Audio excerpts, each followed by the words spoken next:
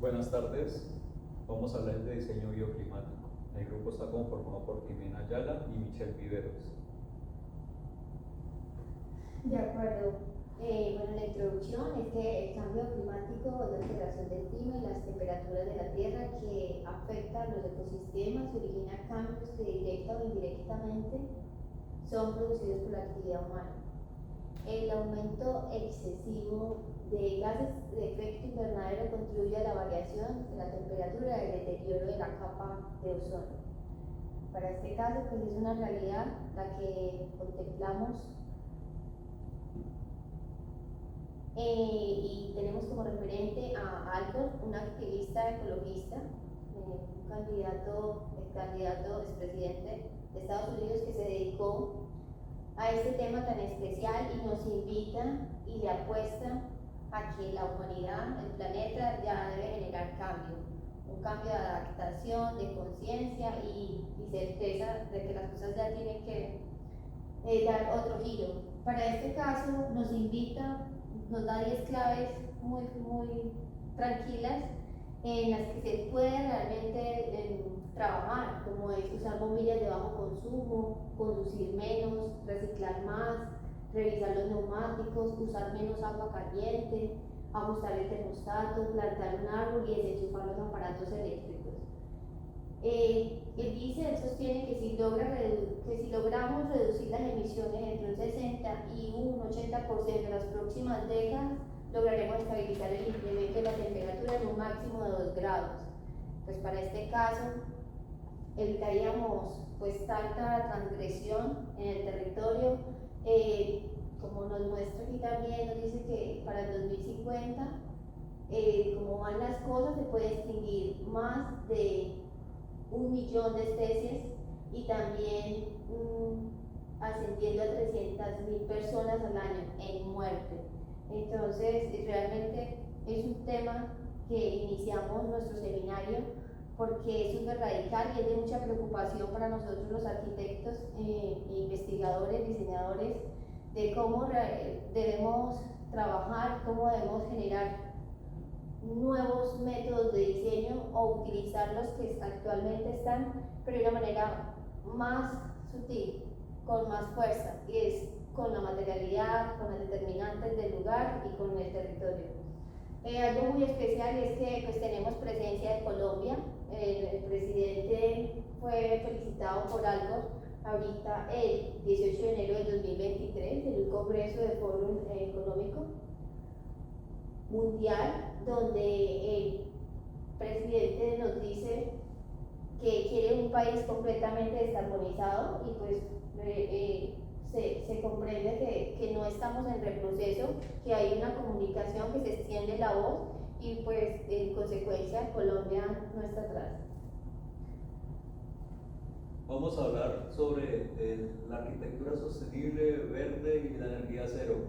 Pues a raíz del cambio climático que crea problemas de confort al ser humano, esto cómo se debe abordar de la arquitectura. Desde la parte urbanística y desde el edificio. Entonces, a través del edificio y el urbanismo, vamos a crear condiciones de vida confortables. Esto lo realizamos a través de generar un microclima al interior, y este microclima lo podemos realizar a través del diseño activo y el diseño pasivo. Entre las soluciones más sugeridas sí se conserva pues lo que es la energía renovable y se pactan estas diapositivas que a continuación. Entonces, el principio de la arquitectura bioclimática es generar condiciones de confort interior para el ser humano. Esto logra minimizar el impacto energético. Cuando se utilizan los métodos de diseño, que pueden ser dos, el diseño contemporáneo y el tradicional, esos van muy relacionados con el clima del lugar y la topografía del lugar. Es muy importante el contexto de la implantación del edificio y el urbanismo en el lugar. También de acuerdo al diseño climático, ese enfoque se debe utilizar con el fin de generar esos recursos y proporción para esa comodidad térmica humana en cuanto al interior y en el exterior. ¿Por qué es importante conocer el clima? Para diseñar correctamente un espacio urbano de forma que interactúe acertadamente con el medio ambiente, es necesario el conocimiento preciso de las características climáticas del lugar. Entre las características está la temperatura, la humedad relativa, el viento, la radiación solar y las precipitaciones.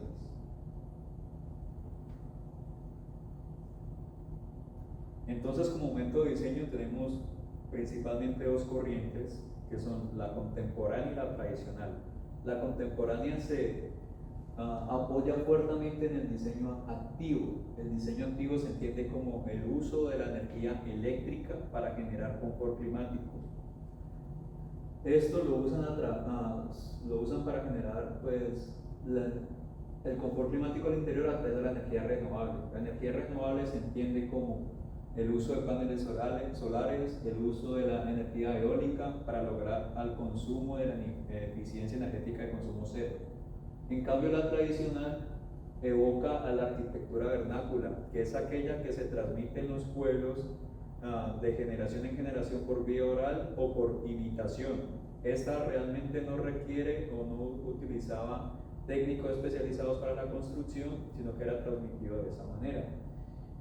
Teniendo en cuenta la orientación, el clima, las precipitaciones. La arquitectura vernácula es muy del entorno de donde está ubicada. Como por ejemplo tenemos el iglú. Como está el iglú, que es un ejemplo vivo de la vivienda en el polo, en los lugares más fríos del planeta, cómo se adaptan, es la adaptación, es a lo que se invita en todo el planeta, a adaptarnos a un confort sustentable, armónico, pero no destructivo. Diseño pasivo maneja lo que es el entorno y el clima. El entorno diferente a la orientación, asoleamiento, ventilación y materialidad. En este caso, el clima se aborda con las estrategias que nos da el entorno para ya sea aprovecharlo o protegernos de él. Entonces, en el diseño pasivo tenemos diferentes maneras de abordar el clima, la problemática del clima. En el clima cálido seco goza de una arquitectura que es un poco más cerrada, que se aprovecha de la inercia térmica de los materiales, ya que en estos lugares en la mañana hace un calor con temperaturas muy altas y las noches son muy frías. Entonces, en la ganancia térmica, lo que hace es que en la mañana absorbe el calor para usarlo en la noche. En el clima cálido húmedo, o también conocido como tropical, buscan es protegernos de la radiación solar, ya sea con grandes aleros y la permeabilidad de absorber el aire a su interior.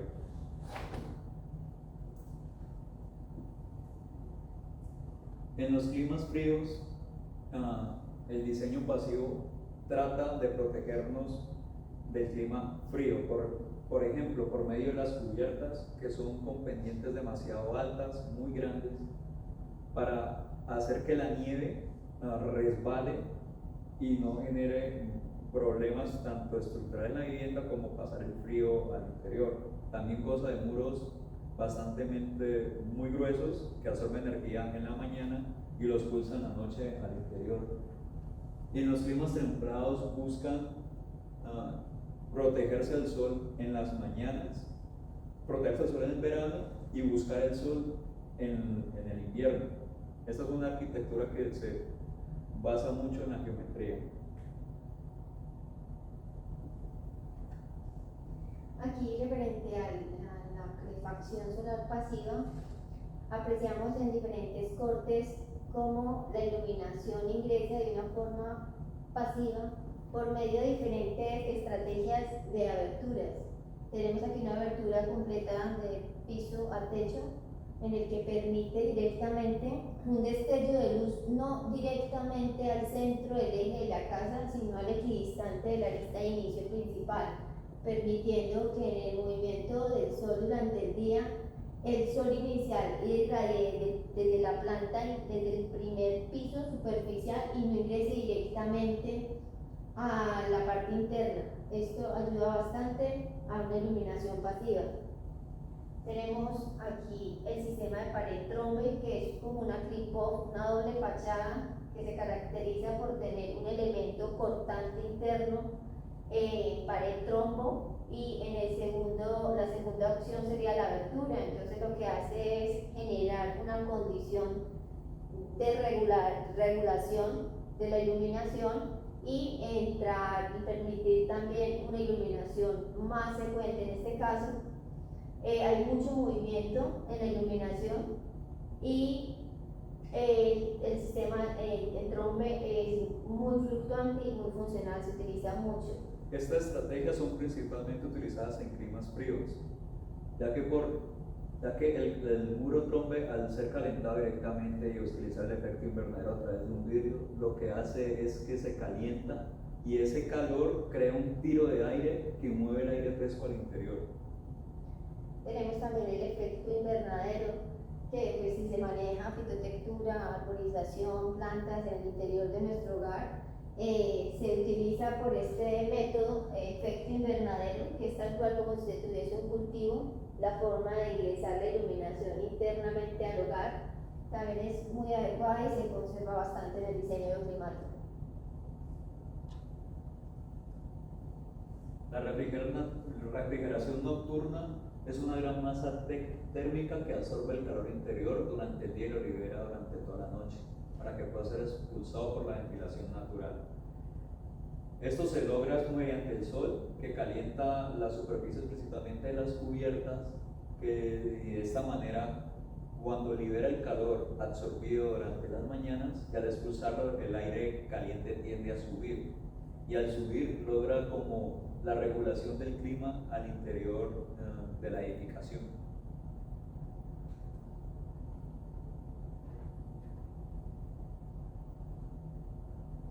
Bueno, aquí en la calefacción convencional, como podemos observar, es un movimiento continuo que lo mismo parte de una abertura en el que permite extraer toda la calefacción que se encuentra estancialmente en el hogar por el ingreso de luz que llega directamente desde el cielo raso, desde la cubierta, y lo que hace es generar un movimiento envolvente y sacar todo ese aire caliente y dejarlo fluctuar, fluir.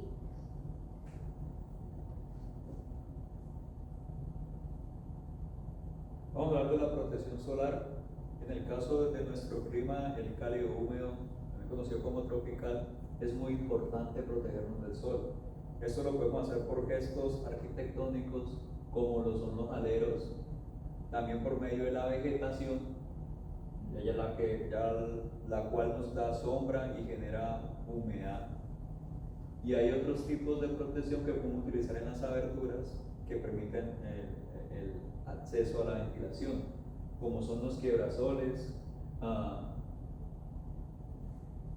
Son varios diferentes que se estipula como en la carpintería, se vuelven objetos arquitectónicos cortasol, como lo es la persiana, como lo es este efecto de sombra, que es una proyectante batiente que abre hacia una mera dirección, esta doble nave o esta proyectante, que le da esa tranquilidad al paciente, a la persona, de modificar su condición de iluminación natural de acuerdo a sus expectativas de calidez. Hay varios tipos de ventilación, de cómo se pueden aprovechar. A una abertura, cruzada, inducida. También podemos ver que las aberturas permiten cierto porcentaje de ingreso del aire al interior. Se utilizan ventanas corredizas, garantizan un 50%, batientes 100%. Y también podemos recibir ventilación a través de la piel del edificio, sobre la materialidad. Aquí podemos ver el ejemplo de los risolés, los quiebrasoles, fachadas permeables perforadas. Todas ellas permiten la ventilación en el interior. Vamos a ver cada uno de estos tipos de ventilación. Bueno, esta ampliación por ventilación natural, este efecto no es muy trabajado en el diseño. Este es un ventilación de un solo lado, que como lo muestra en planta, solamente tiene un ingreso y una sola salida. Entonces realmente no lo hace tan funcional porque pues se limita el ingreso de ventilación. Limita el ingreso del aire frío y expulsión del aire caliente. Este otro tipo de ventilación es el más usado y el más conocido, es la ventilación cruzada. Como su nombre lo indica, pasa o cruza de un lado al otro, ingresa por un tipo de abertura, entrando el aire frío y expulsando el aire caliente por la otra.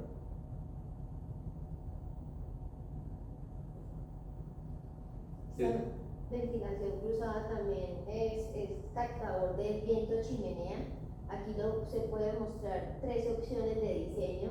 Esta puede ser muy sutil e referente, tú lo puedes apreciar, sea en planta o en alzado, pero se funciona. Este tipo de chimenea funciona fácilmente para una fachada flotante, para un control interno de servicios y para una circulación estereotipa de varios escenarios, donde la cubierta le da ese sex appeal y tranquilidad en cuanto a doble abertura, dándole más sensación de circulación. Este efecto de chimenea funciona porque el aire caliente tiende a subir. Entonces, ingresa el aire frío, se calienta al interior por nuestro calor corporal, por el calor que hay al interior de la edificación, y al subir se expulsa por la chimenea. Aquí tenemos otro tipo de ventilación cruzada en el cual se crea una partición o una adición en la vivienda para obligar al aire al ingresar al interior. De esta manera expulsar el aire caliente que crea inconformidad térmica. En este caso no sería un cortaviento, sino que atrapa el viento y lo obliga al ingreso.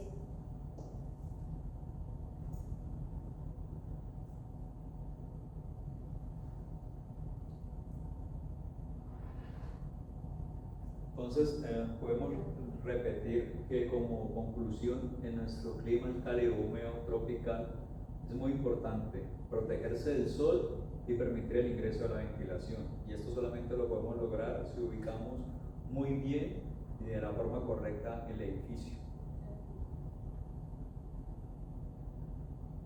Bueno, también una de las condicionantes y bien utilizadas en la renovación y conservar viviendas autosustentables, se conserva mucho lo que es las cubiertas verdes, fachadas verdes, vegetación, utilizar todo lo que es el verde en la arquitectura sostenible. Vamos a mostrar un caso de estudio para mostrarles muy rápidamente el diseño bioclimático de una vivienda. Esta es la casa Vilé, la cual se construyó para el Solar Decathlon del 2015 por la Universidad del Valle. Y vemos una implantación donde está norte, sur, este, oeste. Ubicada en primer piso, podemos ver que los espacios se ubicaron estratégicamente. Al norte las alcobas, sur servicio y cocina, este, oeste las circulaciones principales para ingresar a la vivienda, por medio de una rampa al este para las personas con movilidad reducida y una escalera en la parte oeste. Aquí podemos ver unos cielos rasos de grandes proporciones, los cuales están por un lado tienen esterilla y por el otro traen unas láminas de Tetra Pak. El Tetra Pak ayuda a disminuir el calor generado por la radiación solar. Y podemos ver cómo se ubican bajo la cubierta. Esta cubierta es tipo sándwich, es termoacústica. Por medio de este corte podemos ver cómo están ubicadas y también podemos apreciar que la vivienda se encuentra levantada del suelo. Este es un corte jugado. Esta es la fachada oeste y esta es la fachada este. En estas fachadas donde se ubican las circulaciones principales son muy permeables para que ingrese el aire frío y se ubiquen y lleguen al interior donde está la zona social, que era en el centro de la casa, la zona social compuesta de sala comedor. La estructura, la casa está generalmente construida en guadua, su estructura principal. La guadua es una gramínea, que es un pasto gigante, el cual crece y casi que no tiene problemas en su crecimiento. Bueno, como pueden ver, esta es un objeto arquitectónico. Aquí quiero pasar a un tema muy especial y es sobre qué es el urbanismo bioclimático. El urbanismo bioclimático, quiero hacer colación a este tema, y es que es muy especial porque la idea es contemplar la arquitectura ambiental, la arquitectura ecológica, la arquitectura bioclimática, poderlas fusionar y generar una arquitectura sustentable, una arquitectura eficiente, que sea constructiva y que sea de mantenimiento, o sea, que sea una construcción que se mantenga en el tiempo, sea eficiente. Para poder trabajar en términos de arquitectura sustentable, primero que todo necesitamos, antes que la sensibilidad ecológica más el conocimiento bioclimático, es la adaptación, como lo hemos sabido desde el principio, que es podernos adaptar a las nuevas condicionantes. En el urbanismo bioclimático, bioclimática como tal es una búsqueda de una arquitectura eficiente cuyo objetivo final es mejorar la calidad de vida. La composición de soluciones arquitectónicas a partir de técnicas y materiales con miras a conseguir el resultado del confort deseado conforme con las exigencias del usuario y a partir del clima local. Aquí tenemos la concepción bioclimática, que es ante todo una especie de compromiso cuyas bases son un programa de arquitectura, un paisaje, una cultura, unos materiales locales, la noción de bienestar y el abrigo, una envoltura habitable. Tenemos una postura bioclimática, en este caso se basa principalmente en la búsqueda del confort, el bienestar. El confort en realidad es la parte térmica, es una condición física y mental en la cual se expresa satisfacción con el ambiente térmico y circundante. Tenemos los principios de sostenibilidad, que es el medio ambiente, el social y el económico, donde esa fusión de estos tres se vuelve soportable, sostenible, viable y equitativo. En la búsqueda del confort tenemos tres especialidades, que es el físico, psicológico, cultural, que se juxtaponen entre varios aspectos biofísicos, aspectos constructivos y aspectos antropológicos. Con el fin, en el biofísico, generar térmicos, acústicos, lumínicos; en el constructivo, que sea funcionamiento, economía constructiva, que sea durable en materiales y en sistemas constructivos; y en los antropológicos, que sea estético, cultural, histórico y antropológico. Estos aspectos climáticos térmicos hacen referencia a la calidad del aire y el confort térmico. El confort térmico es un intercambio de energía entre el cuerpo y el ambiente. El intercambio de energía entre el cuerpo y el ambiente nos da unas condiciones en cuanto a la cantidad producida por el metabolismo, que es igual a la cantidad de calor cedida al ambiente. Aquí podemos ver el reposo, la comodidad: 70 calorías, oficina 80 calorías, caminando 200 calorías, corriendo a 500 calorías. Y en la parte del ambiente, el cuerpo no percibe ni frío ni calor. Entonces es muy propicio tener ese conocimiento, ese confort interno, para poderlo adaptarlo también al confort urbano. En el confort urbano es la percepción que las personas tienen cuando usan y disfrutan del espacio urbano por el que se desenvuelven mientras desarrollan sus tareas cotidianas. El confort urbano debe entenderse en términos del grado de bienestar y satisfacción que el entorno urbano es capaz de proporcionar a aquellas personas que lo habitan. Las condicionantes del confort urbano, esto más adelante las podemos explicar, pero más que todo quería mostrarles este esquema de confort, que es un espacio público, un análisis que se hace en el día y en la noche, cómo son esos comportamientos de masas confortables. En el confort acústico tenemos el ruido por el tráfico, que es una contaminación auditiva que de verdad nos sorprende bastante y la tenemos que trabajar por medio del paisaje urbano. En las condiciones térmicas tenemos las características bioclimáticas, la orientación, la temperatura, la radiación solar, la humedad, el viento. Y en estas características ambientales podemos ver lo que se puede caracterizar por medio de espejos de agua, vegetación, donde podemos dar esa condición térmica a cada escenario, a cada lugar. En la escala urbana tenemos lo que es la proporción de la calle, la forma y los tamaños de los espacios libres, la altura de las edificaciones. En el paisaje urbano sabemos que tanto el paisaje, ese skyline, ese perfil paisajístico, perfil urbano, es lo que nos da esa perspectiva visual, que nos compone, nos da un componente estético general de confort. Y en la ocupación del espacio público, pues claro, depende de cada uno de nosotros cómo se consigue ese equilibrio en la ocupación, de que garantice la seguridad, la diversidad y el confort sin caer pues en tanto escenario yuxtapuesto que muchas veces está tan degradado. Crear un leccionario óptimo para el encuentro, que es la regulación, el intercambio y la comunicación entre personas, es esencial para la ciudad. Aquí, para trascender en la exposición, que es un clima urbano, pues prácticamente son las causas climáticas que genera el ambiente de la ciudad. Entonces tenemos variaciones espaciotemporales, fenómenos percibidos por los ciudadanos, esto es lo que se puede apreciar. Hay unas secuencias y unas conceptualizaciones que ya están definidas como capa límite, patio urbano, cañón urbano, que son esos integrantes de cómo, por ejemplo, en la capa límite, la porción planetaria donde las características están modificadas por la presencia de la ciudad superficial, esta que tenemos aquí. Tenemos, por ejemplo, esta, que el cañón urbano, que es la que nos muestra un eje interno entre una calle interna y dos edificios adyacentes. Tenemos la brisa, por ejemplo aquí, la brisa que proviene del campo y va a la ciudad a causa del calentamiento urbano, que se forma por la diferencia de presión. Y las islas de calor, estas son unas imágenes que traemos aquí, pues como para mostrar cómo es el incremento térmico de las ciudades en la relación a ese perfil. También otras imágenes del sector urbano. Aquí tenemos una diferencia o una comparación entre cómo es la zona rural y la ciudad, que la ciudad por lo general es de 3 a 10 grados más cálida. Y esto se ve por 3 factores principalmente, porque el asfalto posee mayor absorción y retención de calor en comparación contra las zonas verdes.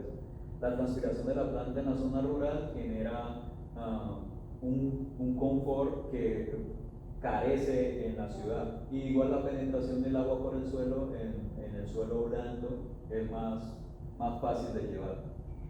Bueno, aquí invitamos pues con este seminario, pues que hay que tener en cuenta que aparte de un diseño bioclimático hay que saber dónde estamos implantados, entonces tener en cuenta lo que es la estructura ecológica, que tiene como función básica sostener y conducir la biodiversidad y los procesos ecológicos esenciales a través del territorio. ¿Cómo vamos a recuperar esa biodiversidad de los ecosistemas originales? Eso lo podemos hacer con propuestas de incentivar los nuevos planeadores con corredores verdes, nuevos malecones, potenciar los servicios ambientales, generar un desarrollo de bajo impacto, la mejora de la calidad de vida de las personas, conectar la parte intelectual con los turistas, con la sociedad, ser de un mismo sentir, o sea, volver la gente en una igualdad. Los componentes del urbanismo bioclimático son sistemas, los sistemas de áreas protegidas este es un componente donde podemos optar como ejemplo, que podemos tener áreas de manejo especial, santuarios de fauna y flora, área forestal, parques ecológicos, parques urbanos como corredores ecológicos, canales suburbanos, humedales, de lo que les estaba hablando. Aquí hay unos ejemplos rápidos de parques urbanos y corredores ecológicos, canales urbanos, ya la conclusión. Como conclusión, podemos decir que las estrategias de diseño bioclimático se encuentran en enfoques sostenibles, como son la eficiencia energética de los edificios, eso habla sobre los diseños activos en la arquitectura contemporánea, para la reducción del consumo de energía. Estas estrategias son muy claves en el aspecto teniendo en cuenta cuando se utiliza el clima, cómo nos comportamos frente a él. Incluso quería mencionarles más o menos la etimología de la palabra bioclimático.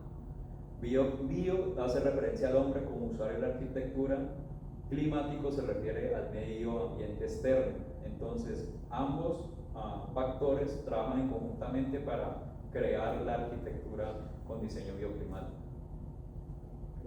Muchas gracias. Gracias.